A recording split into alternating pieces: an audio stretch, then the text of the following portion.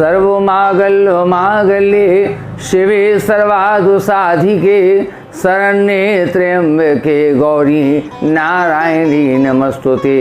जयंती मंगला काली भद्रकाली कपालिनी दुर्गा क्षमा शिवा धात्री स्वाहा सुधा नमस्तुते। यहाँ पर नव दुर्गा के इस पावन उत्सव पर न्यू स्टार एमपी की ओर से और मेरी ओर से आप सबको बहुत बहुत शुभकामनाएं। अब आपको ले चलते हैं साप्ताहिक राशि फल की ओर और इसमें सर्वप्रथम आता है मेष राशि। तो मेष राशि के जातकों से हमारा आग्रह है, ये सप्ताह आपके लिए बड़ा ही शुभ है। आप वाहन इत्यादि की खरीद कर सकते हैं, आप प्रॉपर्टी जमीन इत्यादि की खरीद कर सकते हैं। इसके करने से निश्चित ही आपको लाभ होगा। आप बिना विचार किए हुए किसी भी प्रकार की मन में कोई शंका न रखें, ये सप्ताह आपके लिए बहुत शुभ है। तो मेष राशि के बाद वृष राशि आती है और वृष राशि के जातकों से हमारा आग्रह है कि इस बार ये सप्ताह जो आपको है वो मिला जुला असर करेगा।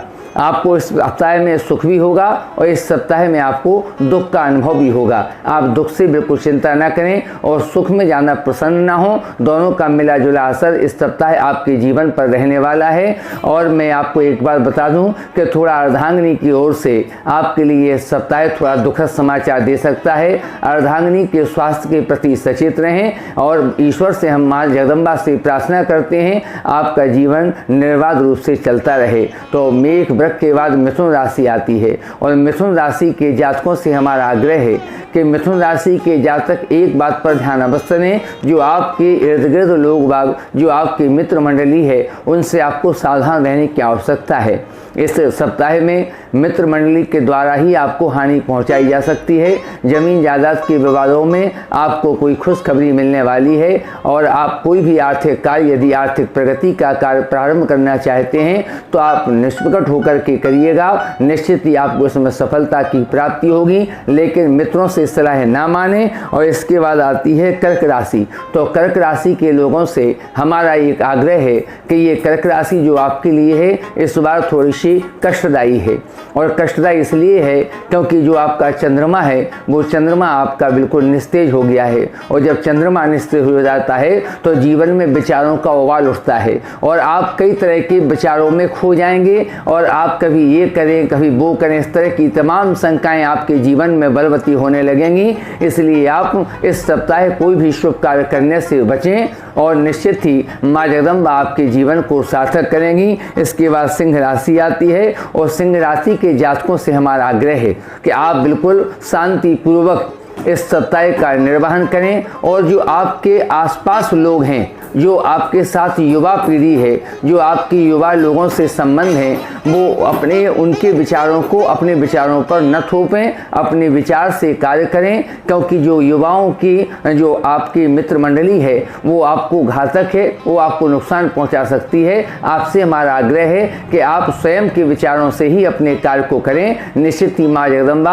आपके कार्यों को पूर्ण करेंगी। और मैं आपको एक बात बता दूं, आपको इस सप्ताह मेहनत बहुत करनी पड़ सकती है और मेहनत का फल हो सकता है कि आपको शुभ ना मिले, लेकिन आपको मेहनत बहुत करना पड़ेगी और आप मेहनत करेंगे। क्योंकि दूसरे के भाग्य से आप अपने भाग्य को नहीं जोड़ सकते। आप केवल अपना कर्म करिएगा, फल की इच्छा मत करिएगा। फल ईश्वर के हाथ में होता है और वो ईश्वर फल देगा। भगवान करे आपकी मनोकामनाएं पूर्ण हो। इसके बाद आती है कन्या राशि। सिंह राशि के बाद कन्या राशि आती है। तो कन्या राशि के जातकों से हमारा आग्रह है कि आप बिल्कुल शांत चित्त रहिएगा, अपने मन को पहले स्थिर कीजिएगा। आपका जो मन है वो अस्थिर है, तमाम संभावनाएं आपके भीतर उबाल मार रही हैं और आप कुछ ना कुछ नया करने का विचार कर रहे हैं। लेकिन हमारा आपसे आग्रह है कि इस सप्ताह जो है वो आप नया करने का विचार मन में यदि है तो उसको आप त्याग दीजिएगा। क्योंकि जो भी आप नया कार्य करेंगे कुछ समय बाद वो कार्य आपको जीवन में अवरोध उत्पन्न कर देगा। इससे हमारा आपसे विशेष आग्रह है कि इस कार्य को थोड़ा सा विराम दीजिएगा, कुछ हफ्तों का इंतजार कीजिएगा। कुछ हफ्तों के बाद यदि इस कार्य को आप प्रारंभ करेंगे तो निश्चित ही आपकी मनोकामनाएं पूर्ण होंगी। इसके बाद आती है तुला राशि और तुला राशि के जातकों से हमारा आग्रह है कि अपना दिमाग थोड़ा शांत रखें।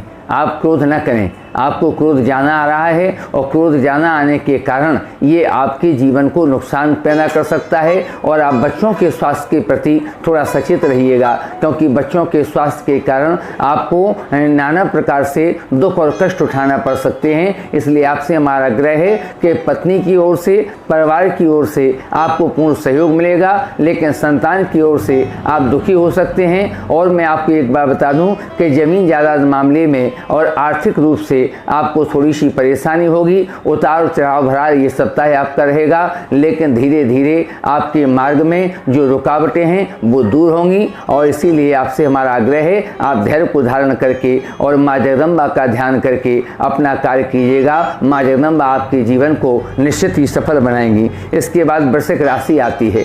तो वृश्चिक राशि के जातकों से हमारा आग्रह है कि माँ जगदम्बा का ये पावन पर्व चल रहा है, और पावन पर्व चलने के कारण यदि हो सके तो आपसे हमारा आग्रह है कि प्रातःकाल उठ करके नव दुर्गा में माँ जगदम्बा को एक लोटा जल अर्पण करें, उसमें थोड़ी सी दूध अवश्य डाल लें। और यदि दूध डाल करके आप माँ जगदम्बा का अभिषेक करेंगे, उनको जल चढ़ाएंगे, तो निश्चित ही आपके ऊपर जो आने वाली विपत्ति है वो दूर होगी। क्योंकि आपको विपत्ति कहीं और से नहीं बल्कि अपने सभी भाई बंधुओं से उत्पन्न होने वाली है। इस सप्ताह आप थोड़ा सा सावधान रहिएगा, माँ जगदम्बा आपकी इच्छा को पूर्ण करेंगी। इसके बाद धनु राशि आती है। तो धनु राशि के जातकों से हमारा आग्रह है कि ये शनि की महादशा है, आप बिल्कुल धैर्य न खोएं और धीरे धीरे आपकी मनोकामनाएं पूर्ण होंगी। काम तो आपका होगा, लेकिन थोड़ा रुक रुक कर होगा, और रुक रुक के होने के कारण आप बिल्कुल धैर्य न खोएं। निश्चित ही आपको सफलता की प्राप्ति होगी और माँ जगदम्बा से प्रार्थना करेंगे ये सप्ताह आपका बड़ा ही शुभ रहे।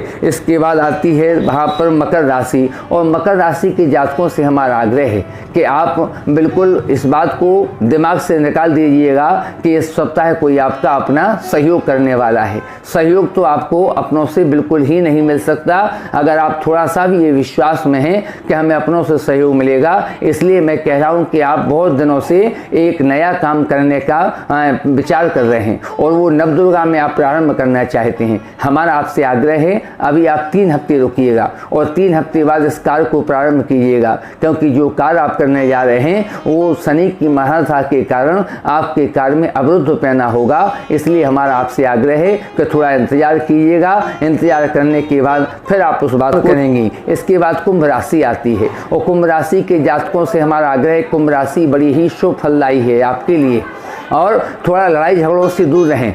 और ये शनि के मार्गी होने के कारण आपको नित नए रोजगार के आयामों को सफलता प्राप्त होगी और जो भी बात आप सोच रहे हैं वो आप करते जाइएगा और आपको सोचने की आवश्यकता नहीं है। आपका जो काम है वो शनि महाराज कर रहे हैं। शनि मार्गी आपकी राशि पर हो चुका है, आपको बिल्कुल चिंता करने की आवश्यकता नहीं है। ग्रह दशा, मनोयोग की दशा आपके साथ है और आप विकास के साथ हैं। आपको आर्थिक कठिनाई के दौर से बिल्कुल नहीं गुजरना।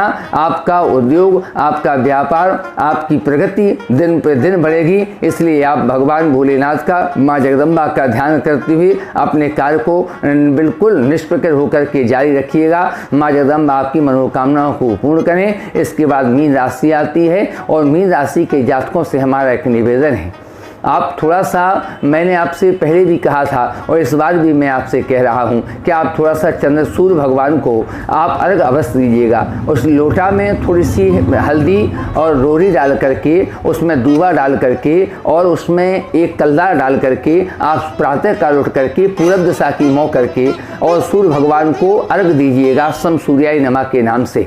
तो आपकी जो विपत्ति है वो निश्चित ही धीरे धीरे जो है वो कम हो जाएगी। अभी नष्ट तो नहीं होगी लेकिन कम होती जाएगी। और आपका जो मन में विचारों में उबाल आ रहा है, जो आपको परिवार में बड़ा टेंशन चल रहा है, निश्चित ही उसमें थोड़ा सा सुकून शांति की प्राप्ति होगी। और हो सके तो आप महाविष्णु जी का ध्यान कीजिएगा।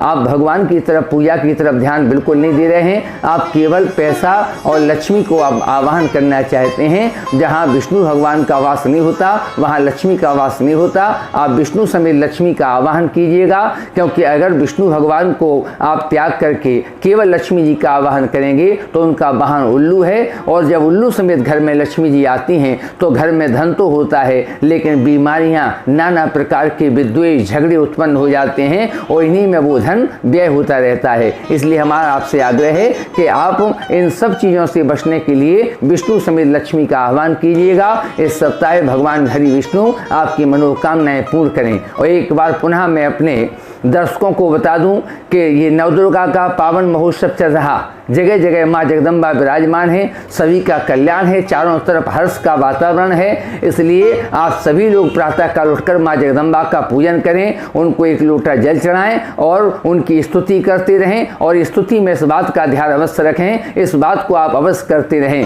कि भेद प्रदर्शनी बाणी बिमले वेद त्रयी, हमें अतु दीन दुखी है माँ बेपतो जाल घेरे हैं कपूत व तो कपटी माता परवालक तेरे हैं, निज स्वभाव बस जननी माता दया दृष्टि हम पर कीजिए, करुणा करो करुणामयी माता चरणों में शरण हमको दीजिए, चरणों में शरण हमको दीजिए। और प्रार्थना कीजिएगा कि सर्वा बाधा भ्रम मुक्तो धनम धान सुतान्वितः मनुष्यो मत प्रसादेनो भविष्यति न संशय।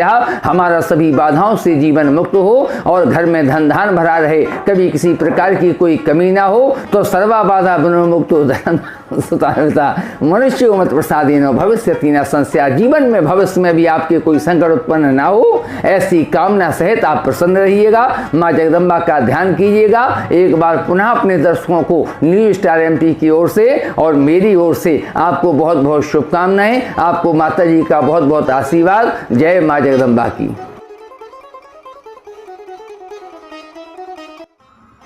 न्यूज स्टार MP चैनल के सभी दर्शकों को नवरात्रि की हार्दिक शुभकामनाएं। माता रानी सभी की मनोकामना पूरी करें। जय माता दी।